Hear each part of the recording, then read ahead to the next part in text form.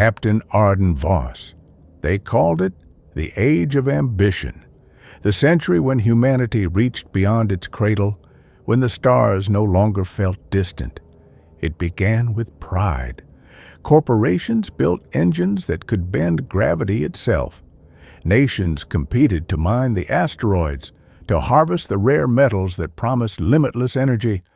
Every country wanted to be the first to colonize the void, and for a while, it worked. Cities on Mars, solar stations orbiting Saturn, a network of satellites bright enough to erase the night.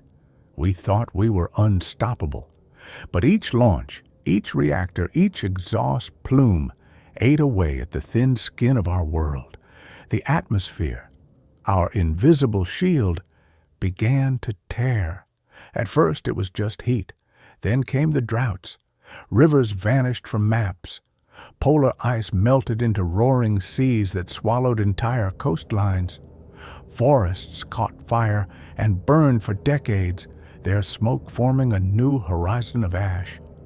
When the ozone layer ruptured, ultraviolet storms swept across continents. Children were born blind. Animals died beneath clear skies. The oceans turned toxic. Millions of fish floated lifeless, their silver bodies covering the waves like a mirror to our sins. Governments called for unity, but the world fractured. Northern regions froze under chemical clouds, while the equator boiled under waves of radiation. The air itself became unbreathable. Cities, built to touch the heavens, became towers of dust and silence. 10 billion lives reduced to less than one. Entire nations erased by famine, storms, and the endless migrations of those still desperate to live. Humanity dug underground to escape the sky it once worshipped, and still the rockets kept flying, not to explore, but to flee.